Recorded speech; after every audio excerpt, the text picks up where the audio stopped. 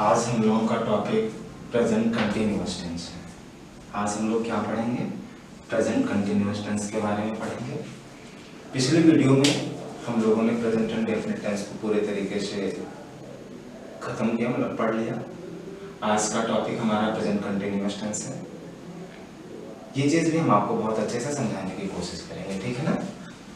Present continuous tense, सबसे पहली चीज भाई, प्रेजेंट कंटिन्यूअस टेंस को हिंदी में हम क्या कहते हैं? सबसे पहली चीज हम लोग क्या जानेंगे कि भाई प्रेजेंट कंटिन्यूअस टेंस को हिंदी में हम लोग बोलते क्या है। चलिए, प्रेजेंट कंटिन्यूअस को मेरे भाई हम लोग वर्तमान, अपूर्ण काल बोलते हैं। प्रेजेंट कंटिन्यूअस टेंस को हम लोग क्या बोलते हैं? वर्तमान अपूर्ण काल बोलते हैं। इसका मतलब क्या है?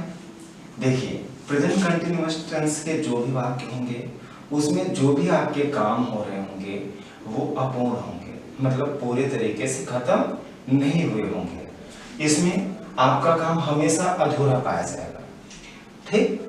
चलिए देखिए, सबसे पहली चीज हम लोग इसकी पहचान को जानते हैं कि भाई अगर कोई सेंटेंस आपका दिया गया है तो आप कैसे पहचानेंगे कि वो आपका प्रेजेंट कंटिन्यूअस टेंस का है। प्रेजेंट कंटिन्यूअस की पहचान बेटा होती है कि किसी भी हिंदी वाक्य के अंत में आपको रहा के साथ हा मिलेगा। ये चीज मैं आपको पहले भी बता चुका हूँ, जो आपकी दूसरी वीडियो थी उसमें इन सारी चीजों को बहुत अच्छे से मैंने बताया था।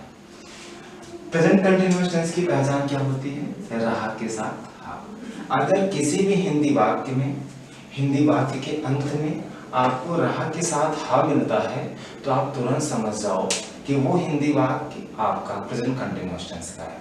देखिए, लेकिन ये चीज याद रखना कि ये जो शब्द हैं आपके रहा और हा, ये आपको वाक्य के अंत में मिलने चाहिए। कहाँ मिलना चाहिए? वाक्य के सबसे लास्ट में, वाक्य के अंत में ये सारे शब्द आपको मिलने चाहिए। चलिए आगे हम बढ़ते हैं। देखिए, इसमें भाई हम हेल्पिंग वर्ब के रूप में किन चीजों का यूज करते हैं या फिर मेन वर्ब की कौन सी फॉर्म यूज करते हैं, सारे दो ही चीजों को आपको ध्यान देना है। उसके बाद समझिए आपका कंटिन्यूअस टेंस खत्म हो चुका है। देखिए, हेल्पिंग वर्ब के रूप में प्रेजेंट कंटिन्यूअस टेंस में हम इज, एम और आर का यूज करते हैं। किसका यूज करते हैं? इज, एम और आर का यूज करते हैं।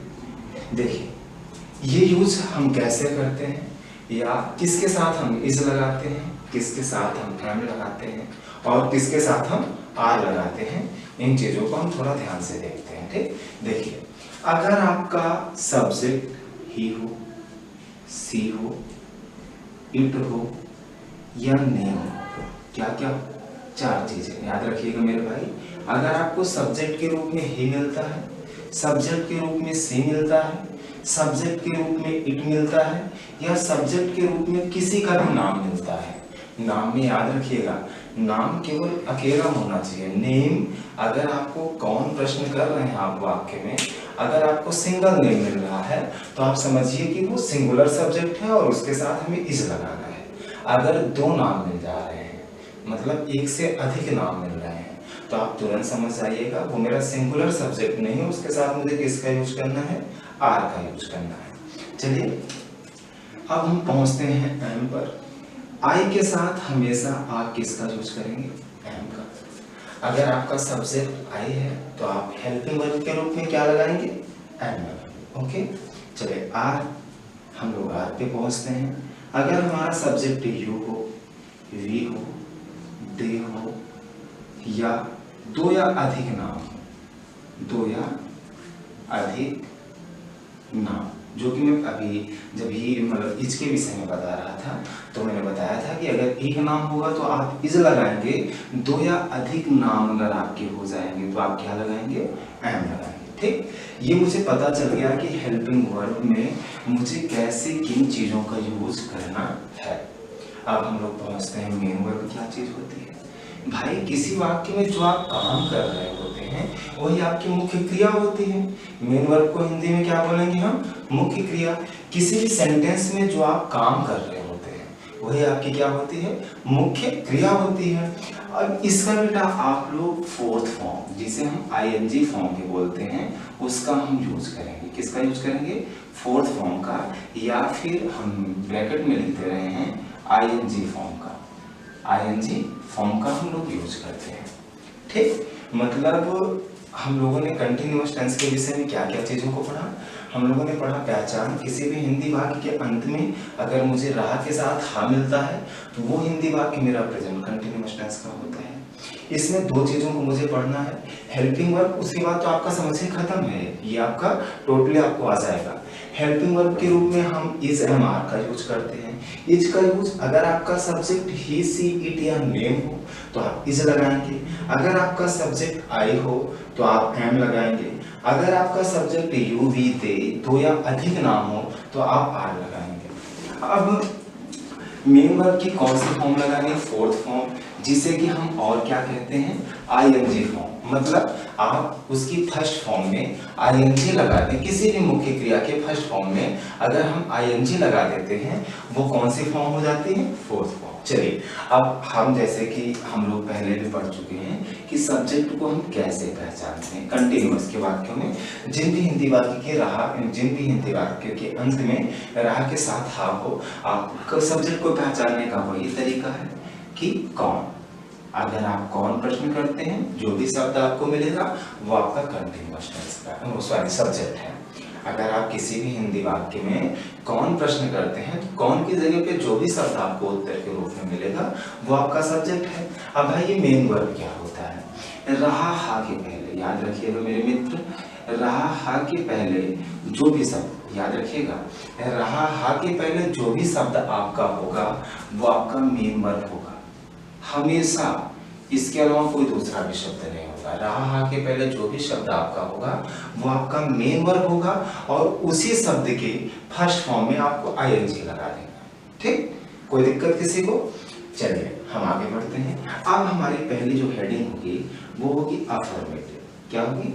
अफर्मेटिव। हम लोग फॉर्मूले की तरफ आगे बढ़ते हैं, कैसे मुझे ट्रांसलेट करना है। देखिए, हम लोग जब अफर्मेटिव पढ़ते हैं तो मुझे सबसे पहले क्या लिखना होता है? सब्जेक्ट लिखना होता है। सबसे पहले हम लोग क्या किस चीज को लिखेंगे? सब्जेक्ट को लिखेंगे। दूसरे नंबर पर मुझे इज, या तो इज लगाना है, या तो एम लगाना है, या फिर आर का यूज करना है। ओके। तीसरे नंबर पर मुझे मेन वर्ब की फोर्थ फॉर्म मतलब आईएनजी फॉर्म का यूज करना है। चौथे नंबर पर मुझे अदर वर्ड्स लिख देने हैं, जो भी अन्य शब्द होंगे उनकी मीनिंग मुझे लिख देनी है। ठीक, जैसे हम लोग ट्रांसलेट करते हैं धीरे धीरे सारी चीजें समझ में आ जाएंगी। चलिए, जैसे प्रतिमा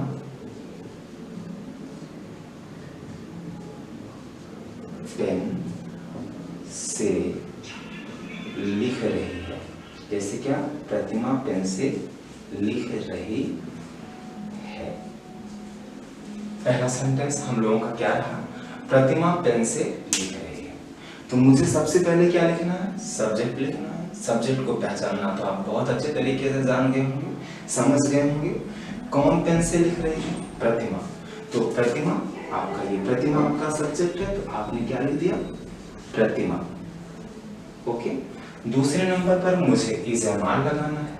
मुझे पता है कि प्रतिमा नेम है मेरा, सिंगल नेम है, केवल अकेला नाम है, तो इसके साथ मुझे क्या लगा देना है? इज लगा देना है। लिख दिया ना? आपका भाई सब्जेक्ट भी हो गया, हेल्पिंग वर्ब भी होगी। तीसरे नंबर पर हम लोग मेन वर्ब पे पहुंचते हैं।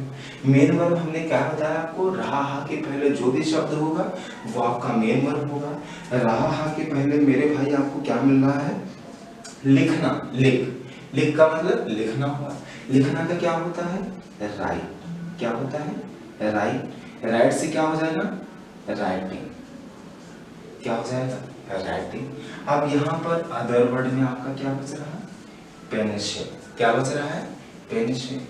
तो आप कहेंगे फ्रॉम पेन, ऑन पेन, बहुत सारी चीज़ों को आप लगाएंगे। लेकिन मेरे मित्र याद रखिएगा, जब किसी भी इंस्ट्रूमेंट का आप प्रयोग करते हैं, किसी भी हथियार या औजार का यूज करते हैं आप, तो उस इंस्ट्रूमेंट के नाम के पहले आपको विद नामक प्रीपोजिशन लगाना होता है। कैसा प्रीपोजिशन आपको लगाना होता है? विद प्रीपोजिशन लगाना होता है। जैसे कि मैं पहले वीडियो में आपको बताया था कि मैं आपको सेंटेंसों के साथ प्रीपोजिशन का भी यूज बताते चलूँगा। एक एक चीज़ को आप नोट डाउन करते चलिएगा, नोट करते चलिएगा। आपको सारी चीज़ें प्रीपोजिशन को आपको पढ़ने की ज़रूरत नहीं पड़ेगी अलग से।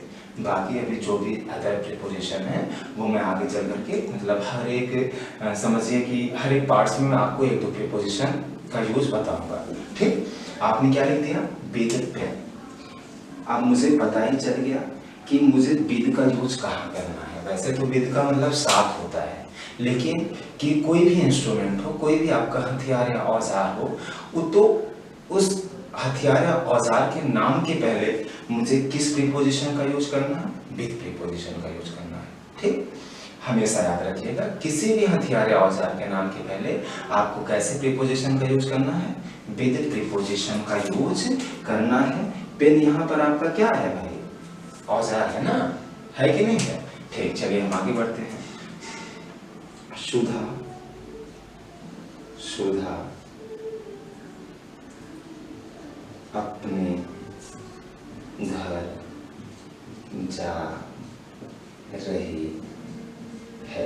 सुधा अपने घर जा रही है, तो भाई क्या करेंगे? सबसे पहले आपको क्या लिखना है? सब्जेक्ट लिखना है। कौन अपने घर जा रहा है? सुधा अपने घर जा रही है, तो यहाँ पर आपने क्या लिख दिया? सुधा, सब्जेक्ट को लिख दिया। दूसरे नंबर पर इज है मान लगाना है। भाई सब्जेक्ट आपका नेम है, नेम के साथ आप क्या लगाएंगे? इज लगाएंगे, सुधा इज। तीसरे नंबर पर आपको मेन वर्ब लिखना है। मेन वर्ब रहा के पहले क्या है? जा, जाना। जाना का क्या होता है मेरे भाई? गो। गो में आप क्या लगा देंगे? गोइंग। Sudha is going. मैंने बताया था कि जहाँ को भी आप जाते हैं या जहाँ को भी आप आते हैं, उस जगह के नाम के पहले आपको कैसे प्रीपोजिशन का यूज करना पड़ता है? टू। तो आप क्या लिखेंगे? सुधा इज गोइंग टू अपने घर। अपने घर का भाई अगर आपका सब्जेक्ट लड़की है या शी है तो आप अपने के लिए हर यूज करते हैं हर हाउस। क्या हो गया? Sudha is going to her house. चलिए कंटिन्यूअस फिर नेक्स्ट टॉपिक की तरफ हम आगे बढ़ते हैं। हम लोगों ने अर्थमेटिक को पढ़ा, अब हमारा टॉपिक जो होगा वो होगा नेगेटिव। अब हम लोग नेगेटिव के विषय में पढ़ेंगे। जहाँ पे भी आपको कहीं दिक्कत नजर आ रही है, वैसे मुझे उम्मीद है कि आपको कहीं भी कोई दिक्कत नहीं होगी, सारी चीज़ें बहुत अच्छे से समझ में आ रही होंगी। चलिए हम लोग, अगर आपको दिक्कत होती है तो भाई आप तो पूछिएगा, कमेंट बॉक्स में कमेंट कर दीजिएगा, मैं आपको ज़रूर बता दूंगा। ठीक, हम लोग बढ़ते हैं नेगेटिव की तरफ। चलिए, नेगेटिव का बेटा फॉर्मूला जो होता है वो आपका सबसे पहले आपको सब्जेक्ट लिखना होता है। सेम कंडीशन कि सब्जेक्ट के बाद आपको हेल्पिंग वर्ब के रूप में क्या चीज़ लगानी है? इज एम आर का यूज करना है। उसके बाद आपको क्या करना है मेरे भाई? सब्जेक्ट लिख दिया, इज एम आर लिख दिया। अब इसमें एक चीज़ आपको जो एक्स्ट्रा ऐड करनी है वो नॉट, क्योंकि आपका जो सेंटेंस होगा वो आपका नेगेटिव का होगा, मतलब जो आपका हिंदी वाक्य होगा उसमें आपको नहीं मिलेगा। ठीक, उसके बाद आपको मेन वर्ब की फोर्थ फॉर्म लिखनी है जो कि आप जानते हैं आईएनजी फॉर्म। उसके बाद आपको क्या लिखना है? अदर वर्ड लिखना है। ठीक, आपको सबसे पहले सब्जेक्ट लिखना है, उसके बाद इज एम आर लिखना है, उसके बाद नॉट लिखना है, उसके बाद मेन वर्ब की फोर्थ फॉर्म लिखनी है, उसके बाद अदर वर्ड लिखना है, उसके बाद आपको क्या लगा देना है? फुल स्टॉप लगा देना है। चलिए हम लोग सेंटेंस की तरफ आगे बढ़ते हैं। जैसे वे अपना काम, वे अपना काम नहीं कर रहे हैं। वे अपना काम नहीं कर रहे हैं। ठीक, वे अपना काम नहीं कर रहे हैं। तो सबसे पहले मेरे भाई आपको क्या लिखना है? सब्जेक्ट लिखना है। आप जानते हैं सब्जेक्ट को आप कैसे पहचानते हैं? कौन से? कौन अपना काम नहीं कर रहा है? वे। वे के लिए आप क्या लिखेंगे? दे। वे के लिए क्या लिख दिया आपने? दे लिख दिया। अब दूसरे नंबर पर इज एम आर आपको लगाना है। आपको पता है दे के साथ आप क्या लगाते हैं? आर लगाते हैं। आपने क्या लिख दिया? आर लिख दिया। तीसरे नंबर पर आपको क्या लिखना है? नॉट लिखना है। आपने क्या लिख दिया? नॉट। They are not. चौथे नंबर पर मेन वर्ब लिखना है। रहा के पहले आपका करना है। करना का क्या होता है? डू। डू से क्या हो जाएगा? डूइंग हो जाएगा, चूंकि आईएनजी आपको जोड़ना है। तो आपने क्या लिख दिया? They are not doing. अब अपना काम, मैंने आपको पहले ही वीडियो में, शायद दूसरी वीडियो में मैंने बताया था आपको, अगर आपका सब्जेक्ट दे हो तो आप अपने के लिए देयर लगाते हैं। क्या लगाते हैं? देयर लगाते हैं, काम का आपने क्या लिख दिया, वर्क लिख दिया। तो आपका फुल ट्रांसलेशन क्या हो गया, they are not doing their work. क्या हो गया, they are not doing their work. चलिए अगले सेंटेंस की तरफ हम आगे बढ़ते हैं। जैसे राम के साथ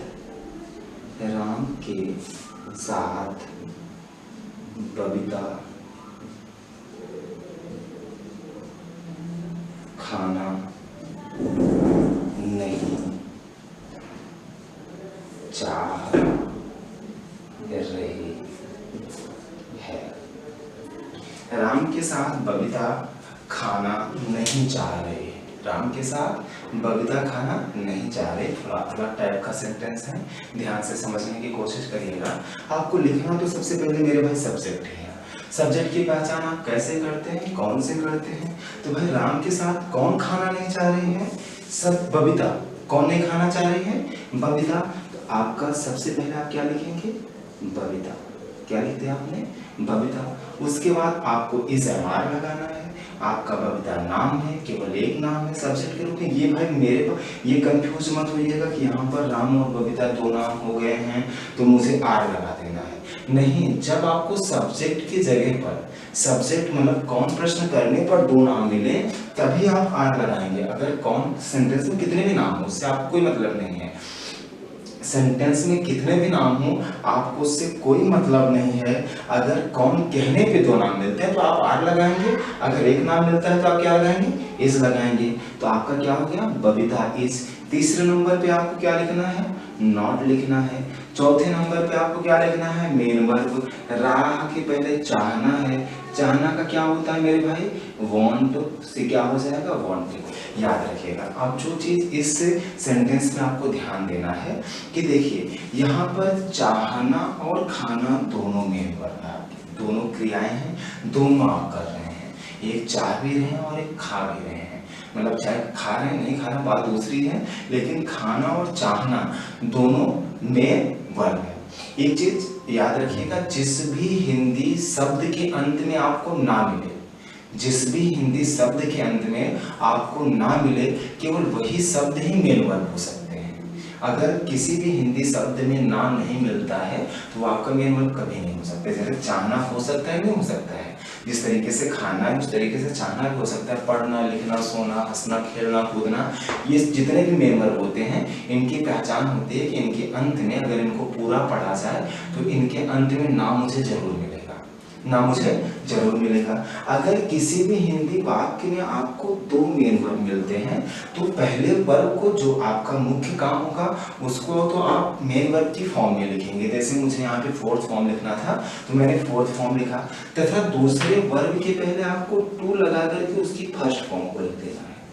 क्या लिख देना है, दूसरे। भाई चाहने का संबंध किससे था, खाने से था ना भाई। अदर वर्ड में मेरा खाना आ रहा है, लेकिन ये भी आपका क्या है, एक वर्ब है, मुख्य क्रिया है, काम है। तो अगर किसी भी हिंदी वाक्य में आपको दो मेन वर्ब मिल रहे हैं तो पहले मेन वर्ब को आप उसकी फॉर्म में लिखेंगे, चाहे वो फर्स्ट फॉर्म लगाना हो, सेकंड लगाना हो, थर्ड लगाना हो, फोर्थ लगाना हो, उस फॉर्म में लिखे थे। जैसे कि कंटिन्यूअस में मुझे फोर्थ फॉर्म लगाना होता है, हमने फोर्थ फॉर्म में लिखा। तथा दूसरे मेन वर्ब के पहले मुझे टू लगा करके उसकी फर्स्ट फॉर्म को लिख देना है। तो हम क्या लिखेंगे, Babita is not wanting to eat with Ram. Ram के साथ तो क्या हो जाएगा, विद राम। मेरे भाई याद रखिएगा, अभी मैं आपको एक सेंटेंस और इसका बताऊंगा, आपको और अच्छे से समझ में आ जाएगा। तो इससे इस सेंटेंस का आपका ट्रांसलेशन क्या हुआ, राम के साथ बबीता खाना नहीं चाह रही है, तो हो गया Babita is not wanting to eat with Ram. चलिए एक सेंटेंस हम लोग इसका और देखते हैं जिसमें कि मेरे डबल मेन वर्ब क्या हो, डबल मेन वर्ब हो, मुख्य क्रियाएं दो हो। जैसे मैं अपना काम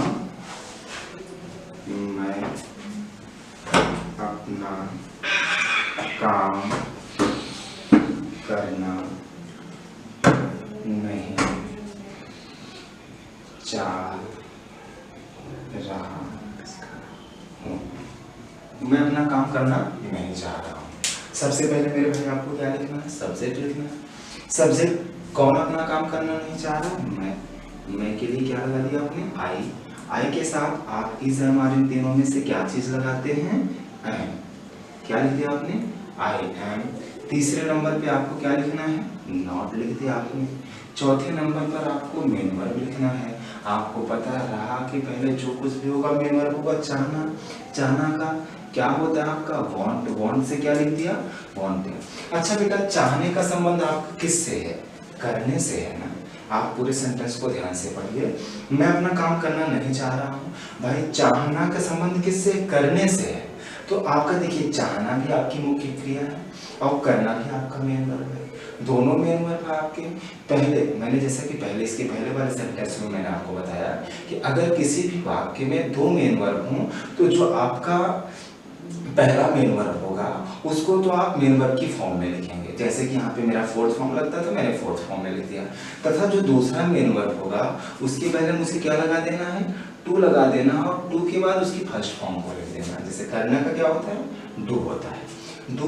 अब भाई करने का संबंध किससे है? काम से है, अपने काम से है। तो माई वर्ब हो जाएगा, चूंकि आपका सब्जेक्ट आई है इसलिए अपने के लिए आपका क्या हो जाएगा? माई वर्क हो गया। तो आपने क्या लिखा बेटा? I am not wanting to do my work. अब कोई शब्द आपका और बच रहा है? कोई भी, कुछ भी नहीं बच रहा है। तो आपका फुल ट्रांसलेशन क्या हो गया? I am not wanting to do my work. Okay बेटा, अगर आपको फिर भी कहीं कोई दिक्कत हो रही हो तो आप पूछिएगा, मैं जरूर बताऊंगा। ओके, चलिए हम लोग अपने नेक्स्ट टॉपिक की तरफ आगे बढ़ते हैं। मतलब इसमें कंटिन्यूअस का जो नेक्स्ट टॉपिक है वो इंट्रोगेटिव का है। आपने अफर्मेटिव और नेगेटिव को पढ़ा। देखिए मेरे भाई, आज की वीडियो थोड़ी लंबी आपकी हो सकती है। क्यों? क्योंकि हम लोग आज कंटिन्यूअस को पूरा का पूरा खत्म करेंगे। कंटिन्यूअस है मतलब एक ही पार्ट में हम लोग पूरा पढ़ेंगे। अफर्मेटिव, नेगेटिव, इंट्रोगेटिव और इंट्रोगेटिव नेगेटिव चारों को हम लोग पढ़ेंगे। चलिए समय को ना गंवाते हुए हम लोग आगे बढ़ते हैं। इंट्रोगेटिव, हम लोगों का नेक्स्ट टॉपिक क्या है? इंट्रोगेटिव। जैसा कि बेटा हम लोग पहले वीडियो में देखे थे, इंडेफिनिट जब हम लोग पढ़ रहे थे उसमें हमने पढ़ा था कि इंट्रोगेटिव जो होता है वो दो प्रकार का होता है। इंट्रोगेटिव कितने प्रकार का होता है?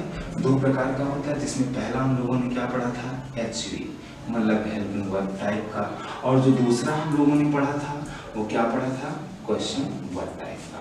इन दोनों में हम लोगों ने डिफरेंस को भी बहुत अच्छे से समझा था कि हेल्पिंग वर्ब और क्वेश्चन वर्ब में क्या अंतर होता है। ठीक, अगर आप भूल चुके हो तो एक बार पुनः वीडियो को रिवाइज कर लीजिएगा इंडेफिनिट को, तो आपको इन दोनों में अंतर बहुत अच्छे से समझ में आ जाएगा। ठीक, चलिए हम लोग अपने नेक्स्ट टॉपिक मतलब इसमें जो आपका टॉपिक हेल्पिंग वर्ब है उससे स्टार्ट करते हैं। आपको पता है कि हेल्पिंग वर्ब में जो भी आपके प्रश्नवाचक शब्द होते हैं उनकी अंग्रेजी हम नहीं लिखते हैं। हेल्पिंग वर्ब से ही हम वाक्य को स्टार्ट करते हैं। तो हम लोग रूल्स की तरफ आगे बढ़ते हैं। हेल्पिंग वर्ब का जो भी वाक्य होगा उसके स्टार्टिंग आप किससे करेंगे? इज एम आर से करेंगे। सबसे पहले आपको क्या लगा देना है मेरे मित्र? इज एम आर लगाना है। उसके बाद दूसरे नंबर पे क्या लिखना है? सब्जेक्ट। क्यों? क्योंकि भाई सब्जेक्ट के हिसाब से, सब्जेक्ट के अनुसार ही मुझे इज एम आर का यूज करना है। ठीक, तीसरे नंबर पर मुझे क्या लगाना है? मेन वर्ब की फोर्थ फॉर्म लिखनी है। और चौथे नंबर पे क्या लिखना है? मेरा अदर वर्ड लिखना है। पांचवें नंबर पर क्वेश्चन मार्क लगाना है। मेरे भाई याद रखिएगा, सारे चीज को तो आप बहुत अच्छे से कर रहे हैं, लेकिन अगर आपका जो हिंदी का वाक्य हो अगर वो इंट्रोगेटिव का हो तो लास्ट में क्वेश्चन मार्क को लगाना मत भूलिएगा, नहीं तो आपका पूरा सेंटेंस गलत हो सकता है। ठीक, जैसे चलिए हम लोग अनुवाद की तरफ, ट्रांसलेशन की तरफ आगे बढ़ते हैं। जैसे क्या वे पढ़ाई कर रहे हैं। क्या वे पढ़ाई कर रहे हैं? तो सबसे पहले आपको क्या लिखना है? इज एम आर लगाना है। क्यों? क्योंकि आपने देखा कि ये जो वाक्य है आपका इंट्रोगेटिव का है। कैसे आपने पहचाना कि इसमें क्वेश्चन मार्क लगा हुआ है, प्रश्नवाचक चिन्ह लगा हुआ है। और ये हेल्पिंग वर्ब का ये कैसे पहचाना? क्योंकि भाई जो प्रश्न करने वाला शब्द है वो हिंदी वाक्य के सबसे पहले आ गया है। आपको मैंने पहले वीडियो, इसके पिछले वीडियो में मैंने बताया था कि अगर किसी भी हिंदी वाक्य में प्रश्न करने वाला शब्द सबसे पहले आ जाए तो वो हिंदी वाक्य मेरा किस टाइप का हो जाता है? हेल्पिंग वर्ब टाइप का हो जाता है। और ऐसे वाक्यों में हम प्रश्न करने वाले शब्द की स्पेलिंग नहीं लिखते हैं, बल्कि उसकी जगह मैं हेल्पिंग वर्ब से वाक्य का स्टार्टिंग करता हूँ, हेल्पिंग वर्ब से ही वाक्य की शुरुआत करते हैं। तो भाई आपका सब्जेक्ट क्या है, क्योंकि सब्जेक्ट के अनुसार ही आपको हेल्पिंग वर्ब यूज करनी है। कौन पढ़ाई कर रहे हैं, वे के लिए आप मेरे मित्र क्या लगाते हैं, आर। दे के लिए आप क्या लगाते हैं, आर। तो आपने क्या लिखा, आर दे, लिख दिया। तीसरे नंबर पे आपको क्या लिखना है, मेन वर्ब लिखना है। सिंपल सा है, रहा के पहले करना। एक चीज याद रखिएगा भाई, आपका पढ़ाई करना एक शब्द है, पढ़ाई अलग और करना अलग नहीं है। यहाँ पे कुछ चीजें आपको ध्यान देनी होंगी। जैसे पढ़ाई करना आपका एक शब्द होता है, क्योंकि पढ़ना रीड होता है, पढ़ाई करने का स्टडी होता है। तो यहाँ पर पढ़ाई करना आपका एक शब्द है, तो जिसकी स्पेलिंग में क्या लिखता हूँ, स्टडी। क्या लिखता हूँ, स्टडी। स्टडी से क्या हो जाएगा, स्टूडिंग। क्या हो गया, आर दे स्टूडिंग। बस आपका ये क्या हो गया, ट्रांसलेशन हो गया, क्या अभी पढ़ाई कर रहे हैं। अगले चलिए नेक्स्ट सेंटेंस की तरफ हम लोग आगे बढ़ते हैं। जैसे क्या हम उसके साथ बाजार जा रहे हैं, क्या हम उसके साथ बाजार जा रहे हैं।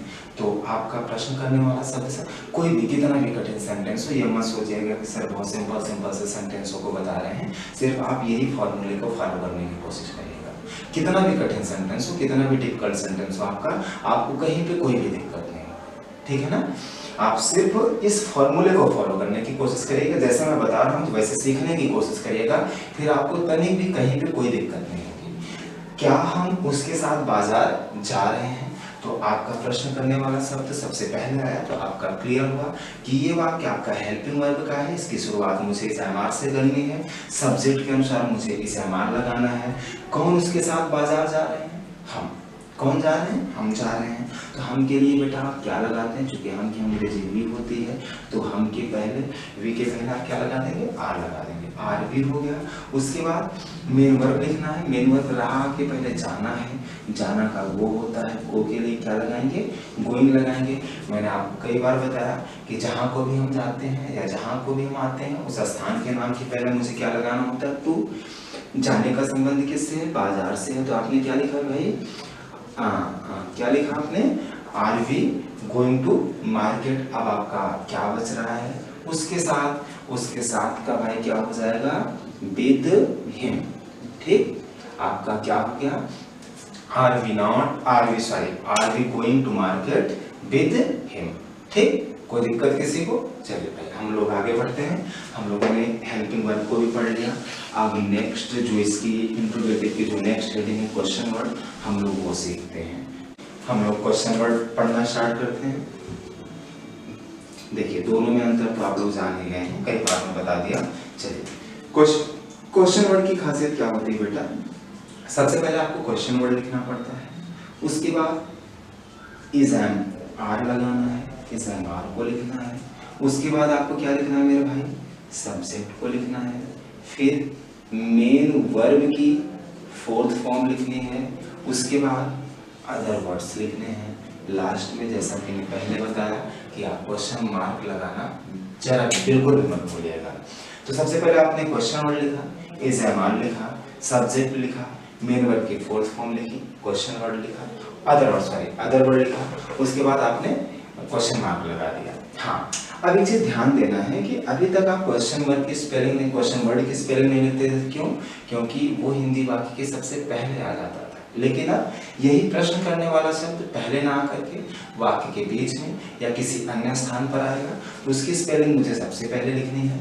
उसके बाद सब्जेक्ट के अनुसार, सब्जेक्ट के अकॉर्डिंग मुझे इस एम आर लगाना है। मुझे पता ही है कि मेन वर्ब मुझे कहाँ मिलेगी, उसका कौन सा फॉर्म लगाना है। फिर जो भी शब्द आपके बचते हैं उसका मुझे ट्रांसलेट करना है। जैसे तुम वहां क्या कर रहे हो, तुम वहां क्या कर रहे हो। तो सबसे पहले आपका जो क्वेश्चन वर्ड है, जो प्रश्न करने वाला शब्द है, क्या है, क्या है, क्या है। क्या की स्पेलिंग क्या होती है, व्हाट। क्या होती है, व्हाट लिख दिया आपने। दूसरे नंबर पर इज एम आर लगाना है, किसके अकॉर्डिंग, सब्जेक्ट के अकॉर्डिंग। कौन वहां क्या कर रहा है, तुम कर रहे हो ना, तुम के लिए मेरे भाई आप क्या लगाएंगे, आर। तीसरे नंबर पर आपके सब्जेक्ट लिखना है, आपने लिख दिया यो, व्हाट आर यू। उसके बाद मेन वर्ब रहा आपके पहले करना है, करना का क्या होता है डू, डू से क्या हो जाएगा डूइंग, तो आपने क्या लिख दिया व्हाट आर यू डूइंग। अब आपका एक शब्द बचता है वहाँ जो कि आपका अदर वर्ड है, क्या लिख देंगे आप देयर, तो आपका ट्रांसलेशन क्या हो गया what are you doing there. ठीक, चलिए हम एक सेंटेंस और देखते हैं, तुम अपने घर, तुम अपने घर कब आ रहे हो, तुम अपने घर कब आ रहे हो। तो यहाँ पर आपका क्वेश्चन वर्ड क्या है, कब है, कब की स्पेलिंग क्या होगी व्हेन होगी, आपने लिख दिया। उसके बाद आपको इज एम आर लगाना है, किसके अकॉर्डिंग, सब्जेक्ट के अकॉर्डिंग। कौन अपने घर कब आ रहा है, तुम आ रहे हो, तुम के लिए आप क्या लगाएंगे भाई आर लगाएंगे। उसके बाद क्या लिख दिया आपने, यू लिख दिया, क्या लिख दिया यू लिख दिया। उसके बाद मेन वर्ब आपका क्या है, रहा के पहले आना है, आना का क्या होता है कम होता है, कम से क्या हो जाएगा कमिंग हो जाएगा। आपका क्या हो गया व्हेन आर यू कमिंग। देखिए मैंने बताया था जहाँ को भी आप आते हैं, जहाँ को भी आप जाते हैं, उसके पहले आपको टू लगाना होता है, कमिंग टू हो गया। आपका सब्जेक्ट यू है, अपने के लिए आप क्या लगाएंगे योर लगाएंगे, तो क्या हो गया when are you coming to your house. आपका क्या ट्रांसलेशन हो गया मेरे भाई, when are you coming to your house, तुम अपने घर कब आ रहे हो। ठीक, हमें उम्मीद है कि आपको ये भी चीज़ बहुत अच्छे से समझ में आई होगी और आप समझ में बहुत अच्छे से रहे हैं। चलिए हम लोग आगे बढ़ते हैं अपने नेक्स्ट टॉपिक की तरफ। ये कंटिन्यूअस का लास्ट टॉपिक होगा इंट्रोगेटिव नेगेटिव। ध्यान से मेरे भाई एक चीज़ याद रखिएगा, जो भी चीज़ें आपको बताई जा रही हैं इसको इग्नोर करने की कोशिश ना करिएगा, एक एक चीज़ को नोट करिएगा और एक दो बार जब आप पढ़ेंगे ना तो आपको सारी चीज़ें क्लियर हो जाएंगी। सेंटेंस तो आपको बड़े नॉर्मली बताए जा रहे हैं, लेकिन हाँ अगर आपको मतलब अगर आपका कंटिन्यूअस का सेंटेंस है, कितना भी डिफिकल्ट सेंटेंस है, कितना भी कठिन है, आपको मतलब कोई फंसा नहीं सकता है, कोई मतलब ये नहीं कर सकता है कि आपको कोई सेंटेंस दे आप कर ना पाए, बिल्कुल कर ले जाएंगे। उतावलापन करने की कोशिश ना करिएगा, जल्दबाजी करने की कोशिश ना करिएगा, सिर्फ फॉर्मूले को अपने माइंड में बैठा लीजिएगा, सेटअप कर लीजिएगा, फिर आपको कोई भी सेंटेंस करने में कोई भी दिक्कत, जरा भी दिक्कत नहीं होगी। चलिए हम लोग आगे बढ़ते हैं। कंटिन्यूअस का जो नेक्स्ट टॉपिक है वो है इंट्रोगेटिव नेगेटिव। इंट्रोगेटिव नेगेटिव, आज का वीडियो थोड़ा लंबा हो रहा है क्योंकि हम कंटिन्यूअस को एक ही पार्ट में खत्म करने की कोशिश कर रहे हैं, तो कोई दिक्कत नहीं है। इंट्रोगेटिव नेगेटिव, जिस तरीके से मेरा इंट्रोगेटिव दो प्रकार का होता है उसी तरीके से मेरा इंट्रोगेटिव नेगेटिव भी दो प्रकार का होता है, जो कि हम लोग पिछले वीडियो में पढ़े थे। एक हेल्पिंग वर्ब, दूसरा क्वेश्चन वर्ब। दोनों में अंतर क्या होता है, बस सेम फॉर्मूले हैं, बस एक शब्द आपका और ऐड हो जाता है जो कि नेगेटिव है, तो आपका हिंदी वाक्य में आपको नहीं मिलेगा, और जब आप ट्रांसलेशन करेंगे तो आपको नॉट लगाना है, नहीं की जगह नॉट लगाना है, बाकी सारे फॉर्मूले वही हैं। ठीक, चलिए हम आगे बढ़ते हैं। मेरी पहली हेडिंग जो होगी वो है हेल्पिंग वर्ब। क्या है, हेल्पिंग वर्ब है। इसका फॉर्मूला भाई क्या होगा, आपको पता है। हेल्पिंग वर्ब में सबसे पहले मुझे क्या लिखना है, इज एम आर लिखना है। दूसरे नंबर पर मेरे भाई मुझे क्या लिखना है, सब्जेक्ट लिखना है। तीसरे नंबर पर जो आपका शब्द बढ़ रहा है, क्या बढ़ रहा है, नहीं बढ़ रहा, नॉट लगाना है। चौथे नंबर पर मुझे मेन वर्ब की कौन सी फॉर्म लिखनी है, फोर्थ फॉर्म। पांचवें नंबर पर अदर वर्ड करना है। छठे नंबर पर मुझे क्या लगा देना है, क्वेश्चन मार्क लगा देना है। ठीक, आप इस फॉर्मूले को एक बार पढ़ेंगे, दो बार पढ़ेंगे, आपको पूरे तरीके से तैयार हो जाएगा, कहीं कोई दिक्कत नहीं होगी। ठीक, जैसे क्या क्या राम और श्याम, क्या राम और श्याम पढ़ाई नहीं कर रहे हैं। क्या राम और श्याम पढ़ाई नहीं कर रहे हैं। देखिए आपका जो वाक्य है वो कहाँ से स्टार्ट है, प्रश्न करने वाले शब्द से, तो मेरा क्लियर हो गया, ये मेरा हेल्पिंग वर्ब है। और इसमें क्या लग गया, नॉट लग गया, नहीं लग गया, नहीं शब्द आया है। तो मेरा ये क्लियर हो गया कि ये बात सेंटेंस मेरा इंट्रोगेटिव नेगेटिव का है। तो मुझे जो इसका फॉर्मूला यूज करना है वो इंट्रोगेटिव नेगेटिव के हेल्पिंग वर्ब का यूज करना है। तो हम लोग आगे बढ़ते हैं। भाई सबसे पहले मुझे इज़ेमान लगाना है किसके अकॉर्डिंग, सब्जेक्ट के अकॉर्डिंग। सब्जेक्ट आपका क्या है, कौन पढ़ाई नहीं कर रहे हैं, राम और श्याम। अब देखिए मेरे भाई यहाँ पर दो नाम आपके आए, सब्जेक्ट जब आपने कहा कौन प्रश्न किया तो आपको दो नाम मिल रहे हैं, राम और श्याम। इसका मतलब ये आपका प्लूरल सब्जेक्ट है और इसके लिए मुझे क्या चीज लगाना है, आर। आपका सब्जेक्ट क्या है, राम एंड श्याम। हो गया, आर राम एंड श्याम। तीसरे नंबर पे आपको नॉट लगा देना मेरे भाई। जैसे फॉर्मूला लिखा गया ना वैसे आपको एक एक शब्द लिख देना है, कुछ भी सोचना नहीं है। चौथे नंबर पर मेन वर्ब लिखना आपको पता है, रहा आपके पहले करना है। लेकिन मैं जैसे पहले भी बताया कि पढ़ाई करना आपका एक शब्द होता है, करना आपका अलग नहीं, पढ़ाई आपका अलग नहीं, दोनों एक होते हैं। पढ़ाई करना, पढ़ाई करने का स्टडी होता है, क्या होता है, स्टडी होता है, स्टडी नहीं हो जाएगा, क्या हो जाएगा, are Ram and Shyam not studying. तो और क्या बच रहा है, क्या राम और श्याम पढ़ाई नहीं कर रहे हैं। तो आपका ये सेंटेंस पूरा हो गया। आपने क्या लिखा, are Ram and Shyam not student. ठीक, आप जरा भी घबराइएगा मत किसी भी सेंटेंस को देखने के बाद, कितना भी बड़ा हो या उसमें। आप देखिए जैसे इस सेंटेंस में मेरे अदर वर्ड्स नहीं थे, मैंने अदर वर्ड को नहीं लिखा। जिस सेंटेंस में मुझे अदर वर्ड मिलेंगे तो स्टूडेंट के बाद स्टूडेंट का संबंध जिससे होगा उसको हम लिखते जाएंगे। ठीक, चलिए हम आगे बढ़ते हैं। जैसे क्या हम फल नहीं बेच रहे हैं, क्या हम फल नहीं बेच रहे हैं। इसमें भी हमने देखा कि जो आपका प्रश्न करने वाला शब्द है वो सबसे पहले आ गया है, क्या, तो सबसे पहले मुझे इज़ेमान लगाना है। और मुझे ये भी पता चला कि इसमें नॉट नहीं आया है तो ये नेगेटिव का है, इंट्रोगेटिव नेगेटिव का हो गया। इंट्रोगेटिव नेगेटिव की किस पार्ट का हुआ, हेल्पिंग वर्ब का हुआ। तो सबसे पहले कौन फल नहीं बेच रहे हैं, हम के लिए आपको क्या लगा देना है मेरे भाई, आर। आपका सब्जेक्ट हम है तो क्या हो जाएगा, वी हो गया, आर बी। तीसरे नंबर पे आपको क्या लिखना है, नॉट लिखना है, नॉट लिख दिया। चौथे नंबर पर मेन वर्ब लिखना है भाई, रहा के पहले बेच है, बेचना। बेचना का क्या होता है, शेल। सेल से क्या हो गया, शेलिंग हो गया, आर बी नॉट सेलिंग। फल का क्या हो गया भाई, फ्रूट। आपका ये भी हो गया, are we not selling fruit. Okay, चलिए हम लोग हेल्पिंग वर्ब हम का खत्म हुआ, हम लोग अपने नेक्स्ट टॉपिक की तरफ आगे बढ़ते हैं। मतलब जो आपका लास्ट टॉपिक है क्वेश्चन वर्ड। क्वेश्चन वर्ड का फॉर्मूला भाई मेरा क्या होता है, सबसे पहले आपको क्वेश्चन वर्ड लिखना है। दूसरे नंबर पर आपको मेरे भाई इज़ेमान लगाना है। तीसरे नंबर पर आपको क्या करना है, सब्जेक्ट लिखना है। चौथे नंबर पर आपको नॉट लिखना है। पांचवें नंबर पर आपको मेन वर्ब की फोर्थ फॉर्म लिखनी है। और एट लास्ट आपको क्या लिखना है, अदर वर्ड लिख करके आपको क्या लगा देना है, क्वेश्चन मार्क लगा देना है। ध्यान रखिएगा मेरे भाई, आप हमेशा फॉर्मूले को फॉलो करने की कोशिश करिएगा। मैं इस सेंटेंस का केवल एक ही, मैं इस फॉर्मूले का केवल एक ही सेंटेंस में आपको बताऊंगा। ठीक, चलिए जैसे तुम अपना काम क्यों नहीं कर रहे हो, तुम अपना काम क्यों नहीं कर रहे हो। तो सबसे पहले मुझे क्वेश्चन वर्ड लिखना है। क्वेश्चन वर्ड आपका क्या है, क्यों। क्यों का क्या होता है, व्हाई। क्या होता है, व्हाई। और आपको सब्जेक्ट के अकॉर्डिंग इज़ेमान लगाना है। कौन अपना काम नहीं कर रहा है, तुम नहीं कर रहे हो, तो आप क्या लगाएंगे, व्हाई आर यू।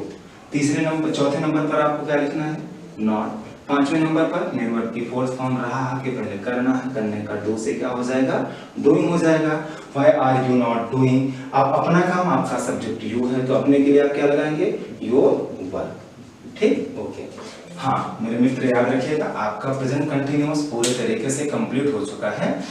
अगर आप एक बार देखिएगा, अगर आपको वीडियो ना समझ में आए फिर दोबारा देखने की कोशिश करिएगा, आपको पूरा समझ में आएगा। ये मेरा वादा है, कहीं इस वीडियो में कोई भी कमी नहीं छोड़ी गई है, सारी चीज़ों को आपका क्लियर कराया गया है। आप पूरी वीडियो को ध्यान से देखिएगा, सारी चीज़ें आपको समझ में आएंगी। ठीक, ओके, धन्यवाद।